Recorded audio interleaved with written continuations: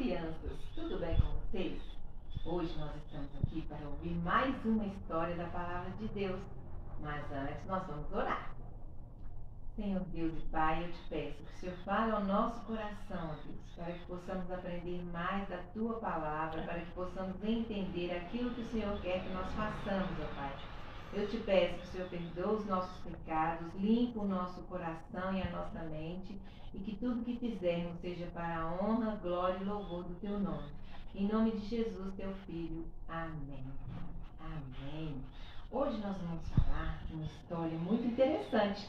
A tia Cida contou semana passada sobre a crucificação de Jesus, sobre a história da primeira Páscoa. E hoje nós vamos falar que a cruz de Jesus, ela está vazia. Ele ressuscitou. E Jesus ressuscitou e ele ficou aqui um tempo com os seus discípulos. Ele ficou 40 dias andando pelas cidades com os seus discípulos. Ele caminhava pelas cidades, ele ensinou os discípulos. E ele falou com os discípulos que ele ia subir ao céu e ele ia mandar um Consolador. E Jesus, ele subiu ao céu e os discípulos ficaram olhando. E os anjos apareceram para eles e falaram: por que vocês estão olhando? Ele vai voltar. E os discípulos obedeceram a palavra de Jesus. Eles voltaram para Jerusalém e ali eles ficaram reunidos no templo, orando, louvando a Deus, buscando a presença de Jesus. E aí aconteceu uma coisa maravilhosa. Um barulho muito grande de um vento muito forte que soprou ali naquele lugar, que soprou ali onde os discípulos estavam reunidos, falando com o Senhor. E os discípulos ficaram ouvindo aquele vento. De repente, desceu ali também línguas de fogo. Engraçado, né? O nome ser línguas, né? E desceu sobre a cabeça de cada um, aquela tocha de fogo. E cada um foi ali batizado pelo Espírito Santo de Deus. O Espírito Santo de Deus foi aquilo que Jesus prometeu, o Consolador, aquele que ia trazer consolo, aquele que ia trazer à memória dos discípulos tudo que Jesus havia ensinado. E aí quando o Espírito Santo desceu, eles ficaram cheios de poder e eles começaram a falar da palavra de Deus. Pedro ali, ele ficou tão cheio do Espírito Santo que ele começou a falar da palavra de Deus. E as outras pessoas também. E as pessoas ouviam cada um na sua língua. Se era inglês, ouvia inglês. Se era português, ouvia português. E se era aramaico, ouvia também. Cada um ouvia na sua própria língua.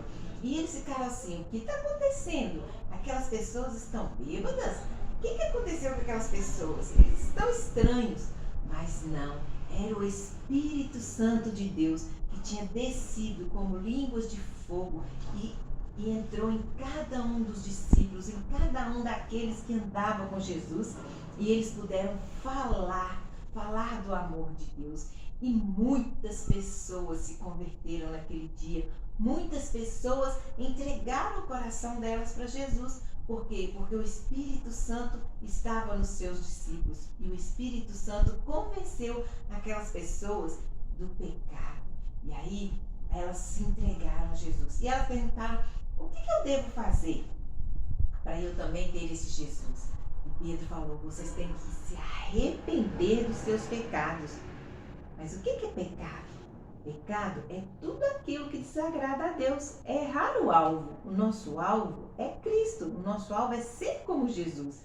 Então, se a gente faz alguma coisa que não agrada a Deus, a gente está pecando. Quando eu desobedeço a mamãe, quando eu fico muito bravo com meu coleguinha, saio na briga com ele, isso tudo é pecado, porque isso entristece o coração de Deus, porque Deus quer que a gente seja amável, quer que a gente seja carinhoso. Às vezes a mamãe chama: Guilherme, Guilherme, e o Guilherme finge que não está ouvindo. Isso também é pecado, porque isso entristece o coração da mamãe e isso entristece o coração de Deus. Então, o Espírito Santo de Deus que desceu ali, ele convenceu as pessoas que as coisas que elas faziam antes era errado e que eles deviam mudar de atitude, mudar de posição. E é exatamente isso que nós também devemos fazer. Porque o Espírito Santo de Deus, ele não habita onde tem pecado. Porque ele não quer morar numa casa suja.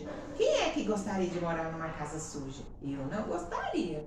Mas a gente tem que deixar o nosso coração bem limpinho para que Jesus possa vir morar e o Espírito Santo possa nos guiar a fazer aquilo que Deus quer que nós façamos.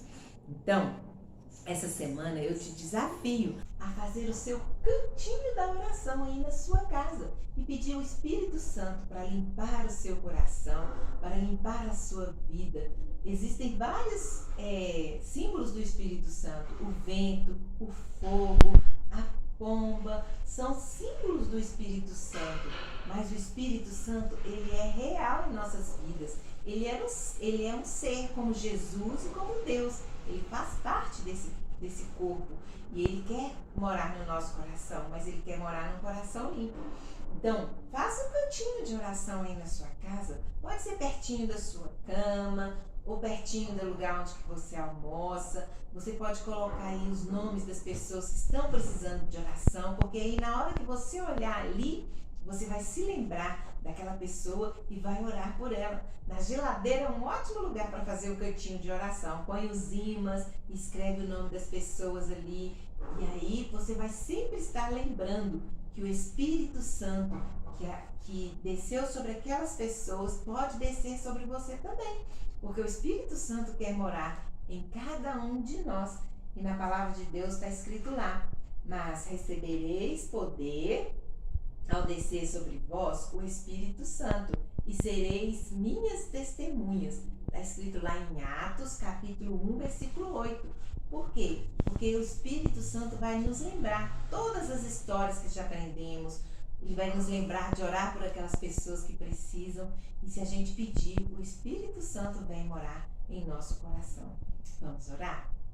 Senhor, eu te peço nesse momento, Pai, que o Senhor limpa o meu coração, ó Deus, para que o Espírito Santo possa fazer morada em minha vida, ó Deus. E também te peço, Senhor, que o Senhor abençoe cada um, Senhor, das crianças, dos adultos que estiverem assistindo, Senhor. Que o Senhor possa tocar no coração deles também, Senhor. Limpar e purificar. E ali o Espírito Santo de Deus possa fazer morada, ó Deus. E que o teu Santo Espírito possa trazer à memória, Senhor, aquilo que necessitamos, ó Deus, para não pecar contra ti, ó Pai. Eu te agradeço por tudo, em nome de Jesus. Amém.